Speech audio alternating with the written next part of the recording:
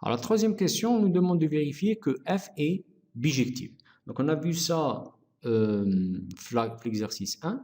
Donc, pour vérifier que f est bijective, il suffit de calculer le déterminant de la matrice associée à f par rapport à la base canonique B0. Donc, qu'est-ce qu'on a trouvé? Donc, on a trouvé 1, 0, 0. On bat 1, 2, 0. On bat 0, 2, 3. Donc, qu'est-ce qu'on a dit? On a le déterminant de la matrice associée. Si on trouve le déterminant différent de 0, donc ça veut dire que f est bijective. Maintenant, si le déterminant égal à 0, on dit que f n'est pas bijective. D'accord? Donc, le déterminant de m, ça va être égal à quoi? Alors, si vous vous rappelez du cours sur les matrices et les déterminants, vous n'avez pas le type de matrice, c'est une matrice triangulaire. Donc, l'exercice triangulaire. Ce n'est pas le cas général, bien sûr. Mais dans le cas parce que quand je le déterminant, le déterminant d'une matrice triangulaire qui m'a dit, c'est juste le produit des éléments de la diagonale. Donc, on multiplie 1 par 2 par 3. Qu'est-ce qu'on va avoir? On va avoir 6. D'accord? Donc, le déterminant de m est égal à 6. Il est différent de 0. Ça voudra dire quoi? Ça veut dire que f est bijective.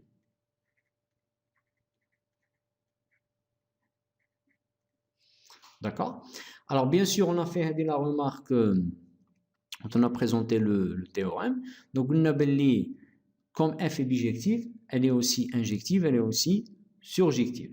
Maintenant, quand on a le déterminant de m égale à 0, non seulement f n'est pas bijective, mais elle ne sera pas injective, elle ne sera pas surjective. C'est-à-dire, soit on vérifie tout le soit on injective ou surjective ou bijective, soit on حتى واحدة فيها. D'accord? Mais quand on a le déterminant de m égale à 6 différent de 0, on dit qu'elle est bijective, injective et surjective. Alors maintenant, juste des définitions, donc, je vous montre des exercices des livres qui qu'on dit. Donc, la première question, j'ai déjà montré que f était une application linéaire. D'accord? Donc maintenant, qu'est-ce qu'une application linéaire ou ce qu'on tient bijective? Il se met un isomorphisme. Donc, application linéaire bijective. Il se met un isomorphisme. Donc, par exemple, dans l'exercice, au lieu, comme première question, montrer que f est une application linéaire, deuxième question, montrer que f est bijective, quand nous poser comme la question, montrer que f est un isomorphisme. Donc, quand vous avez la question, montrer que f est un isomorphisme, qu'est-ce que vous allez montrer? Vous allez montrer que f est une application linéaire, même la matrice associée, le déterminant différent de 0, je vous elle est bijective, donc c'est un isomorphisme. Donc, un isomorphisme, c'est une application linéaire bijective. Maintenant, on a aussi remarqué que l'espace de départ, c'était R de x, ou l'espace d'arrivée, c'était le même, R de x. Donc, qu'est-ce qu'on a une application linéaire, vu que l'espace de départ E est égal à l'espace d'arrivée F, l'application linéaire, il se met un endomorphisme.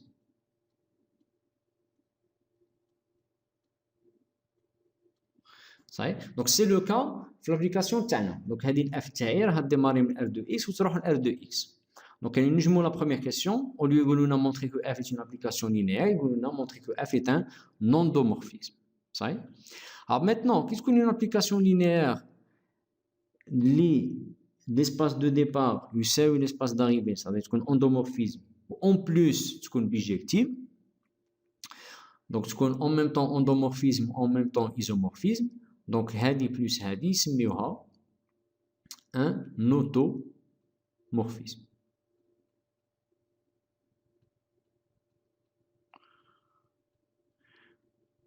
D'accord? Alors, par exemple, f de l'exercice, c'est un automorphisme. Donc, c'est un automorphisme parce que c'est une application linéaire, parce que l'espace de départ est égal à l'espace d'arrivée et parce qu'elle est bijective.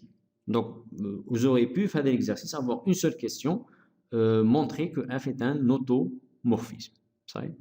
Donc, se montrer l'application linéaire, la matrice associée est différente de 0, donc je vais est bijective, et tu remarques que l'espace de départ c'est R de x et que l'espace d'arrivée c'est R de x. Donc, tu vois à la fin que f est un automorphisme.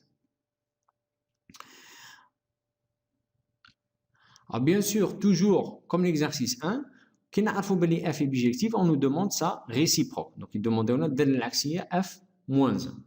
Alors, c'est toujours le même principe, puisque باش نحسب الصورة تاع un vecteur, il suffit, je le multiplie par la matrice associée.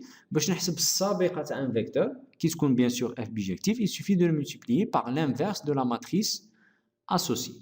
Donc, يقولوا لي déterminer f moins 1, qu'est-ce que je fais? نعطيهم غير l'inverse de la matrice M. D'accord? كيش باش يحسب par exemple f moins 1 de v, يضرب هذاك le vecteur fois l'inverse de la matrice M. Maintenant, pourquoi je suis sûr que l'inverse de la matrice M existe? Parce que je calcule le déterminant qui est différent de 0. Donc, je fais le cours sur les matrices, qui compte déterminant différent de 0, l'inverse de la matrice existe. Donc, on dit que la matrice est inversible. Donc, je vais vous donner directement. Donc, je vais directement. Donc, je vais donc, il dit déterminer f-1 directement, ça fait là m-1. Donc, l'inverse de m. Donc, c'est l'inverse de la matrice associée à f par rapport à la base canonique. Donc, bien sûr, tu vas calculer l'inverse de la matrice Hadi. Donc, déjà, tu vas faire 1 sur le déterminant fois la transposée de la comatrice. Donc, qu'est-ce que tu vas avoir à la fin? Donc, je vais donner directement le résultat. Vous pouvez bien sûr faire le calcul et vérifier. Donc, ça va me donner quoi? Donc, ça va me donner 1 sur le déterminant. Donc, le déterminant qui est 6 fois la transposée de la comatrice. Donc, la transposée de la comatrice, ça va vous donner 6, 0, 0, moins 3, 3, 0, et 2, moins 2, 2. D'accord? Alors, il y a la matrice associée à f moins 1. Donc, c'est la matrice associée à la réciproque. Donc, l'axial.